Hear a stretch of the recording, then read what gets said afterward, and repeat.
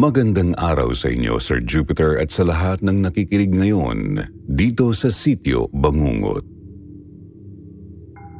Tawagin niyo na lang ako sa pangalang Kadjo. Isang 59 years old, retired mechanical engineer sa isang kilalang automotive company noon dito sa Pilipinas. Hindi ko alam kung ano ang magiging reaksyon ng listeners nyo sa kwentong ito, Sir Jupiter. Pero ano't ano pa man, gusto ko pa rin talaga itong subukang ipadala sa inyo. Lalo na't isa ang channel nyo sa naging libangan at pampalipas oras ko na, buhat nang maratay ako sa ospital noon pang 1 taon dahil sa sakit ko sa atay.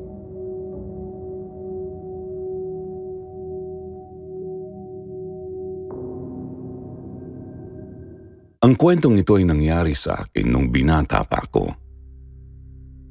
Kasagsagan noon ng kahiligan ko sa pagha-hiking kasama ang mga barkada ko noong nasa kolehiyo pa lang kami. Siguro mga 20 anyos pa lang ako noon. Bakasyon namin sa eskwela. Napadpad kami sa isang liblib na lugar sa Mindanao na hindi pa gaanong matao ng mga panahong yun. Dahil balak naming umakyat sa isang bundok doon na hindi ko na papangalanan pa. Ang kaso medyo nahuli ako sa mga kabarkada ko, kaya hindi ko na malayang naligaw na pala ako ng daan. Medyo matarik at masukal sa bundok na yun. Ang daming nagtataas ang puno sa paligid, tapos napakarami ring talahib. Kaya ang hirap-hirap makita kung saan na ba ako napadpad. Mahalas naman kletse kasi itong mga lokong to eh. Masyadong nagmamadali. Napakamot ako sa sobrang inis sa mga kasamahan ko noon.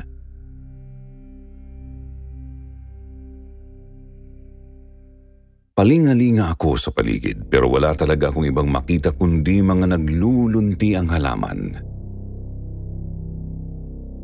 Natatakot pa ako noon dahil baka kako may makasalubong akong mabangis na hayop at hindi mamalayang nakalapit na pala yun sa akin. Kaya bigla na lang akong napaigtad nang maya-maya ay may babaeng nagsalita sa likuran ko. "Kuya, nawawala ka ba?" "Nyay!" Napahawak ako sa dibdib ko. "Grabe ka naman, miss. Bakit ka ba nanggugulat?" Nako, pasensya ka na kuya, hindi ko sinasadya." Napatakip pa yung babae sa bibig niya at napaiwas ng tingin pagkatapos niyang humingi sa akin ng paumanhin.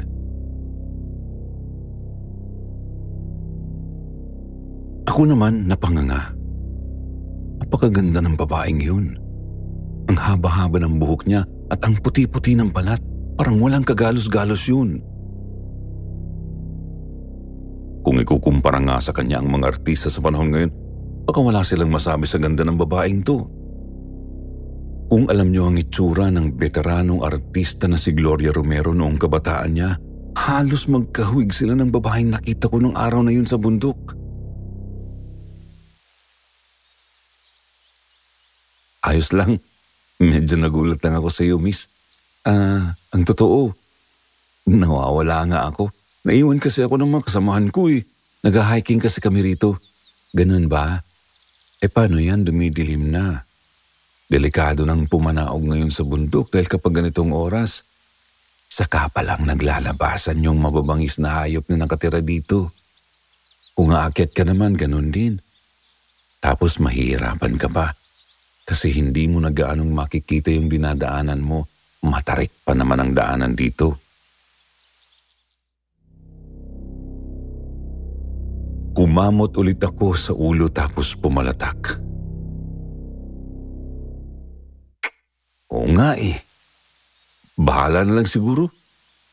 Kung gusto mo, sumama ka na lang muna sa akin. Dito ako nakatira. May maliit na nayon kami rito at pwede kang magpalipas ng gabi doon.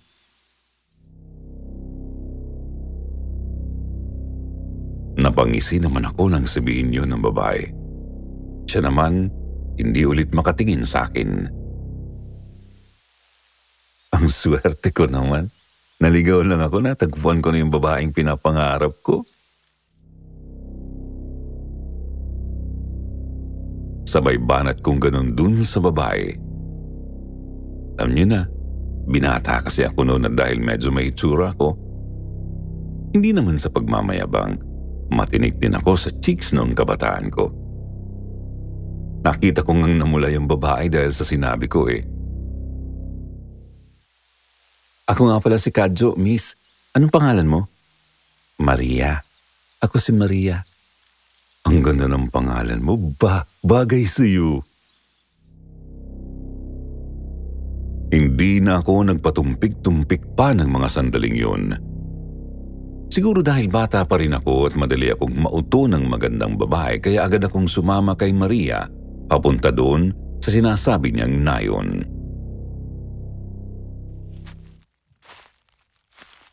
Sa gulat ko nga lang, sa kalagitnaan ng paglalakad namin bigla na lang kaming huminto sa tapat ng isang kuweba. Sa loob pa rin ng bundok na yon. Siyempre ako, medyo kinabahan. Papasok na sana si Maria doon nang bigla ko siyang pigilan.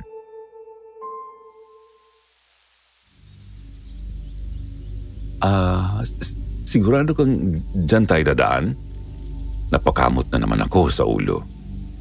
Oo, bakit? Natatakot ka ba, Kadjo? Hindi ah. Tara na nga, pakagabihin pa tayo eh. Dahil ayokong mapahiya kay Maria, tiniis ko na lang ang takot ko at sumunod ako sa kanya papasok sa kuweba. Nakailang mura pa nga ako noon sa utak ko dahil makailang beses akong nasalpok ng mga lumilipad na paniki sa loob ng kuweba. Kaya bago pa kami makalabas doon, ay ang panghina ng mukha ko.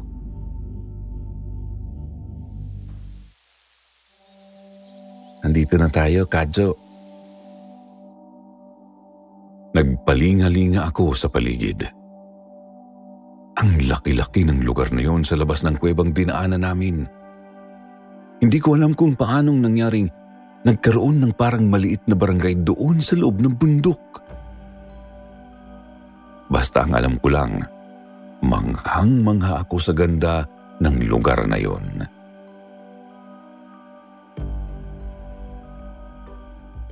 Ang dami-daming halaman, Sir Jupiter. Ang dami ring bulaklak. Ang bango-bango nga ng paligid eh. Amoy sariwa. Malamig ang hangin. Maaliwalas ang panahon. Hindi katulad sa syudad na ng mga panahong yun ay medyo nagsisimula ng maging polluted. Ang ganda-ganda naman dito sa inyo, Maria. Maganda talaga rito. Hindi kasi kami basta-basta nagpapapasok ng mga tao rito dahil alam naming wala silang pinalalampas na lugar para kalatan. Ayaw pa naman namin ng ganun. Sa bagay, saan ka nga pala nakatira? Parang pare-pareho lang kasi ang itsura ng mga bahay dito.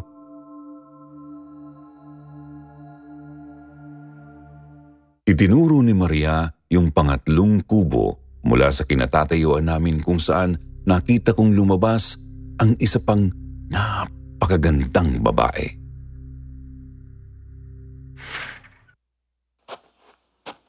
Maria, sino siya? Inay, si Kadjo ho. Ang magiging asawa ko.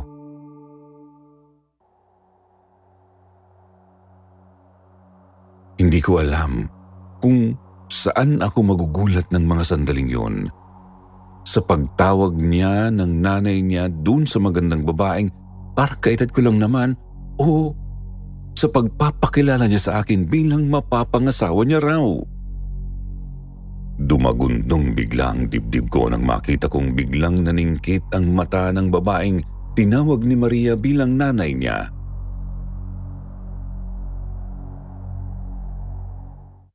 Ano ka mo?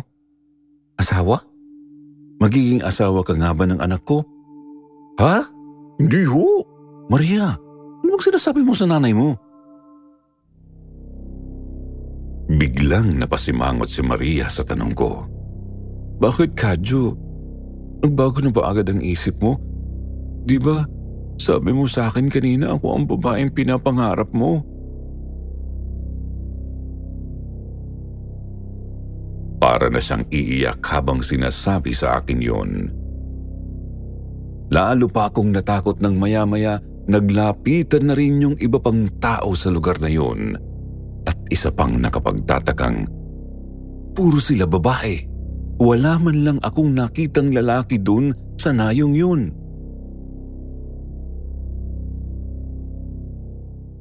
Maria, ano ko ba? Sinabi ko nga yun pero baka magalit naman ang nanay mo sa akin. Hindi pa nga ako nakakapanligaw sa iyo eh. Pero biglang sumingit sa usapan namin ang nanay ni Maria.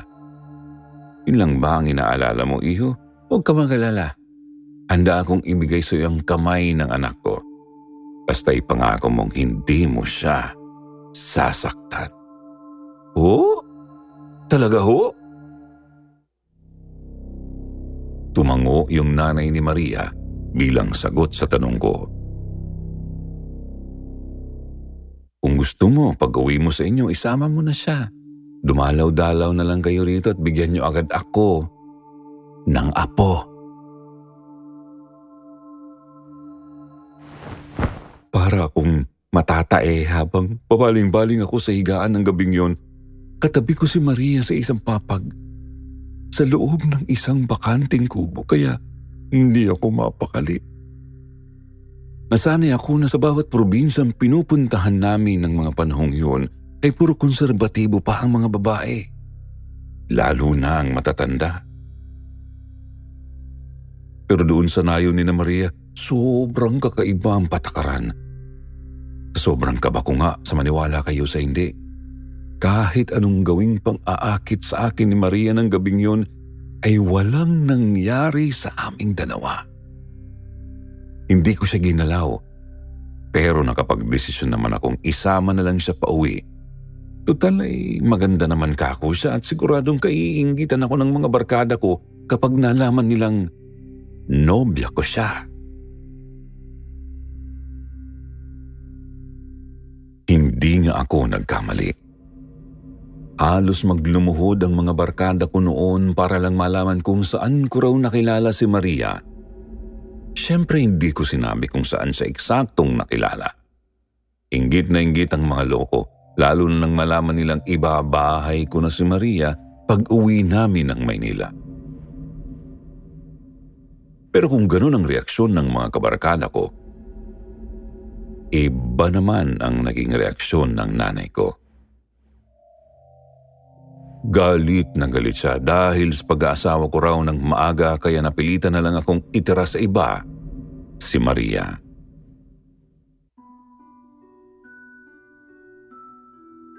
Nagpagawa ko ng isang maliit na kubo sa lupa ng tiyahin ko noon sa Tarlac at doon kami nagsimulang magsama. Noong una, ayos naman ang lahat.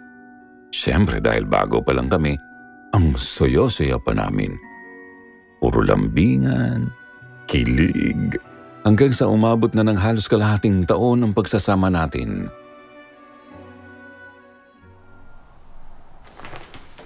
Sino yung babaeng kausap mo? Niloloko mo ba ako, Kadyo? Ayaw mo na ba sa akin? Yun ang pinakaayaw ko sa ugali ni Maria. Hindi ko akalaing ganun pala siya kasilosa na makita niya lang akong may kausap na babae, akala niya niloloko ko na siya. Nung una ayos lang sa akin eh. Natutuwa pa ako, kako. Kit-kit naman ang girlfriend ko. Pero noong halos araw-araw ay ganun na lang ang palagi namin pinagtatalunan, doon na ako nagsimulang marindi.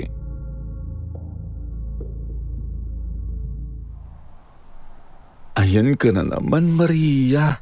Nagtanong lang naman sa akin si Ate Lourdes kung pwede ba siyang mamitas ng pandan dyan sa harap natin. Nagkakaganyan ka na. Napakasilosa mo. Mahal lang kita, Kadyo. Gusto ko, akin lang ang puso mo. Iba akong magalit kaya wag na wag kang gagawa ng kahit na anong makakasakit sa damdamin ko.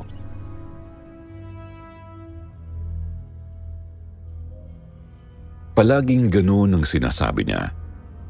Gusto niya raw sa kanya lang ang puso ko. Minsan nga kinikilabutan na ako kapag sinasabi niya yon dahil parang may iba siyang ibig sabihin kapag bibigkasin niya ang mga salitang yun.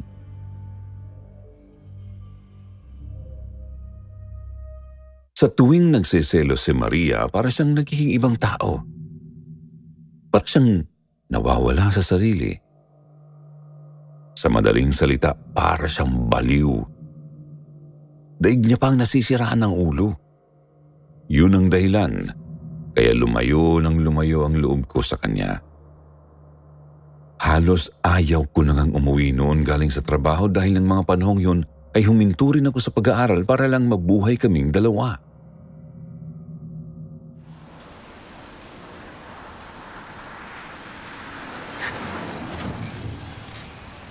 Oh, dito ka na ba, Kadyo? Opo, madam. Salamat po sa paghahatid. Walang anuman. Sa susunod, magdala ka ng payong para hindi ka mukhang basang sisiw kapag malakas ang ulan.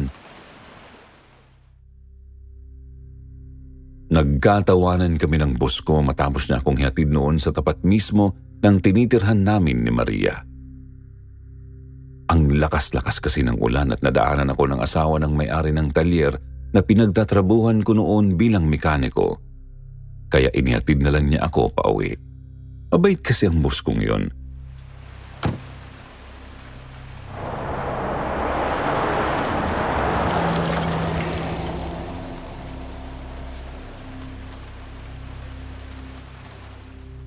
Pero nang makita kami ni Maria ay parang iba yata ang naging interpretasyon niya sa nangyari.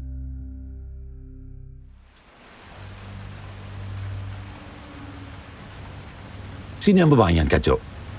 Sinasabi ko na nga ba't niloloko mo ko eh?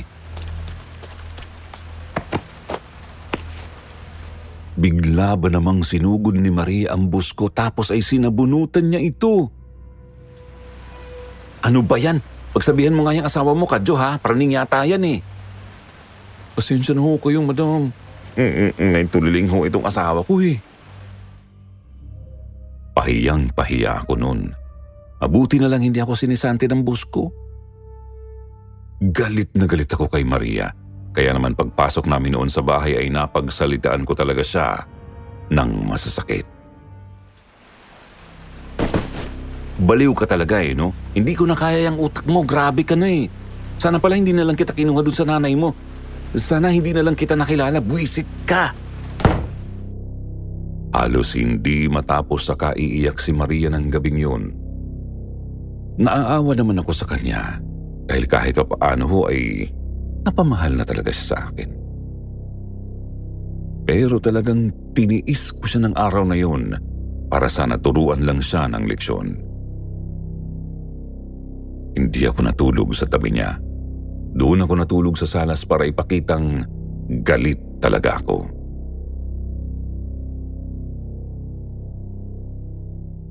Mga bandang madaling araw na nang bigla akong naalimpungatan. Ang ingay-ingay ho ng mga alaga naming manok, aso at kambing doon sa likod ng bahay namin ni Maria. Nag-aalaga kasi kami noon bilang pandagdag hanap buhay na rin. Ano bang ingay yun? Turo ba naman itong mga hayop na to eh? Nagtalokbong pa ako ng kumot dahil ayoko pa sanang bumangon. Kaya lang maya-maya ay may iba pa akong narinig na ingay. Para kasing may umaangil ding mabangis na hayop sa labas. Gumagaralgal yung tunog tapos parang napupunit na laman. Meron din akong naririnig na parang ngumunguya o kumakain ng matunog. Nakakadiring pakinggan bukod pa sa umiiyak na kambing. Medyo kinabahan ako. Baka kakumay kung anong malaki at mabangis na hayop ang nakapasok sa bakuran namin at tinitira na yung mga alaga ko. Pero pagtayo ko, natigilan ako nang mapansin kong bukas pala ang pintuan namin sa likod. Maria? A- Anong ginagawa mo? Nakita ko siya. Si Maria. Hawak-hawak yung isang alaga naming manok sa isang kamay niya habang yung isa pa niyang kamay ay hawak ang ulo ng alaga naming kambing. Nakita kong nakahandusay sa tabi niya ang katawan ng kambing na yun. Wak-wak ang tiyan hanggang dibdib.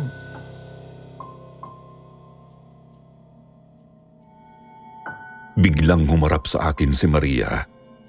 Kagat-kagat niya yung tumitibok-tibok pang puso ng kambing habang umiiyak siya. Ang amos-amos ni Maria, pero hindi pa yun ang tuluyang nakapagpataas ng mga balahibo ko.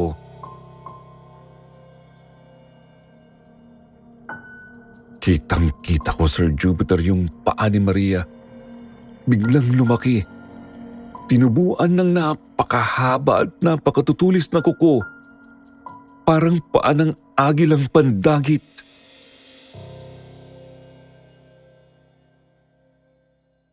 Kadyo, tingnan mo kung anong ginawa mo sa akin.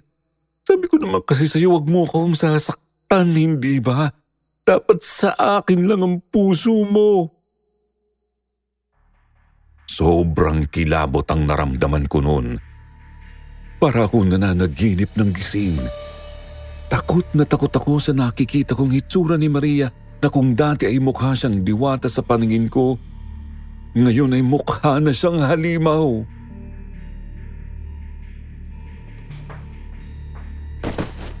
Lumayo ka sa akin! Lumayas ka rito! Huwag ka nang babalik! Kadyo, mahal kita. Akin lang ang puso mo, hindi ba? Nagsisigaw ako nang akma niya akong lalapitan pero hinugod ko yung itak na nakasukbit doon sa likod ng pintuan namin. Natakot ako sa huling sinabi niya dahil habang binabanggit niya yun ay para siyang takam na takam.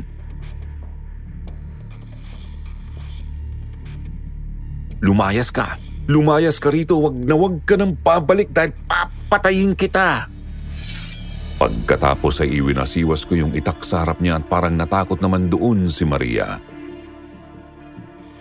Kitang-kita ko, biglang lumabas yung napakalaking pakpak sa likod niya na parang kamukha ng pakpak ng demonyo. Tulad ng mga nakikita ko noon sa comics. Nakakatakot. Hindi ko akalaing makakaranas at makakakita ako ng ganun sa buong buhay ko.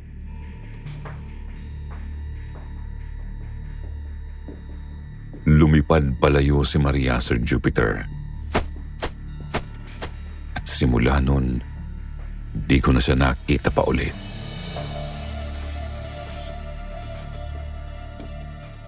Bumalik ako sa puder ng nanay ko na tuwang-tuwa naman nang malaman niyang hiwalay na kami ni Maria. Sinabi ko na lang sa kanila na pinauwi ko na siya sa probinsya dahil hindi na kami nagkakasundo.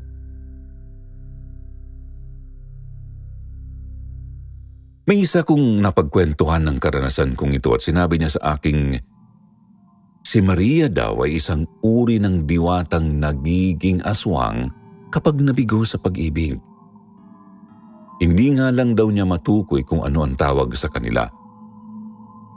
Kaya gusto ko rin magtanong sa inyong mga nakikinig ngayon at baka mayroon sa inyong may alam kung ano nga ba talaga si Maria. Kung pwede po, mag-comment naman kayo para mabasa ko.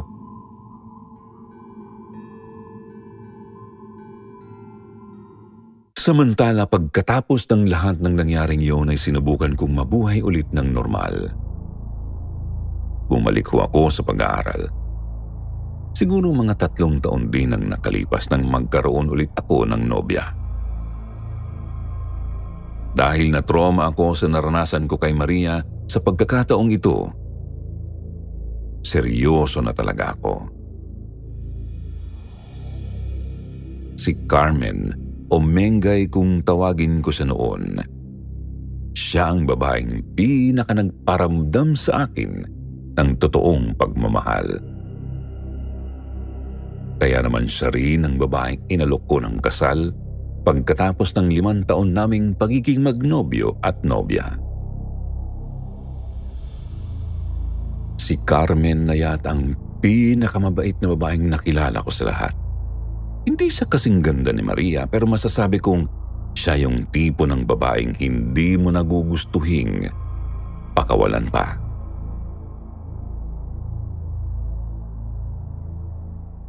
Hindi na rin tutol ang nanay ko sa pagkakataong yon dahil nasa tamang edad na ako. May maganda na rin akong trabaho noon at kayang-kaya ko nang bumuhay ng pamilya. Tumira kami sa bahay na ipinamana sa akin ng mga magulang ko, doon pa rin sa Tarlac. Si nanay kasi noon ay nakatira na sa bahay ng kuya ko.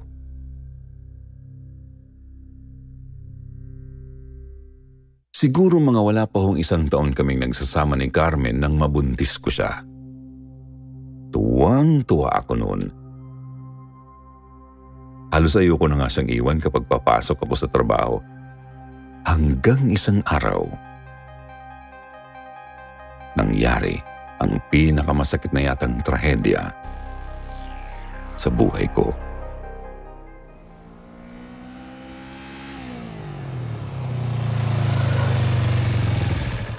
Umuwi ako noon galing sa trabaho. Pagbaba ko sa tricycle ay nakita ko agad ang isang napakalaking parang ibon na bigla na lang lumabas mula sa bintana ng 2 palapag ng bahay namin ni Carmen. Humuhuni ng pagkalakas-lakas ang ibon, parang humahalakhak na mangkukulam ang tunog ng ibong yun.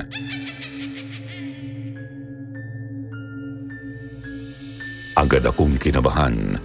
Naisip ko agad si Carmen kaya nagtatakbo ako papasok ng bahay. Carmen? Carmen, mahal? Carmen?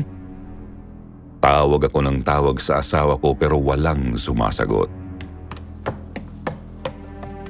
Hanggang sa makarating ako sa itaas ng bahay namin. Doon ko nakita si Carmen. Nakahandusay ng patihaya habang magkalayo ang 2 niyang mga hita. Kitang-kita kong punong-puno ng dugo ang sahig. Umaagos mula sa puwerta niya kung saan naroon at nakalawit ang sanggol na hindi pa man din tuluyang nabubuo. Wala na ang asawa at anak ko ng araw na yon. Pakiramdam ko natapos na rin ang buhay ko kasabay nila. Hindi na ako nag-asawa pa mula noon. Nilunod ko sa alak ang sarili ko hanggang sa magkasakit na nga ako. Kahit ilang dekada na ang lumipas ay hindi ko makakalimutan ang araw na yun. Ang araw na sabay na kinuha sa akin ni Maria ang asawa at anak ko. Oo, malakas ang hinala ko na si Maria ang may kagagawan ng nangyaring yun sa mag-ina ko. Kaya ilang taon ko ring ipinangako sa sarili ko na sa oras na muli kaming magkita, ako mismo ang kikitil sa buhay ng aswang na si Maria. Yun ang hiling ko hanggang ngayon. Sana bago man lang ako mawala sa mundong ito ay maiganti ko ang asawa kong si Carmen at ang anak namin sa ginawa ni Maria sa kanila.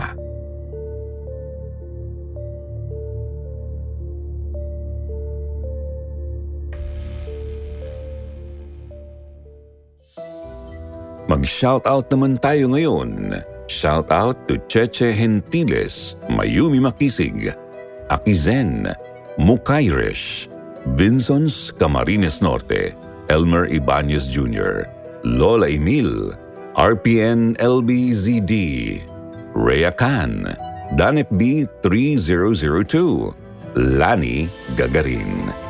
Magbasa naman tayo ng ilan sa magandang comment mula kay Mabel Dulaverio at Rose Day Zaloon. Sabi ni Mabel, ito lang talaga ang sandigan ko kapag inaatake ako ng depresyon ko. Salamat po dahil sa mga istorya nyo, buhay pa rin ako. Inspirasyon ko po ito upang magpatuloy. God bless Sitio Bangungot family. Yay! So happy because you are always updating your channel Sitio Bangungot. Very calming to my ears. Mula sa Isabela Province. Sa mga hindi po nabanggit, sa susunod na lang po kayo. Huwag niyo pong kalimutang mag-reply sa ating shoutout box na nasa comment section para ma-shoutout ang pangalan niyo. Muli po mula sa bumubuo ng Sitio Bangungot, ito po ang inyong lingkod, Jupiter. Nagpapasalamat.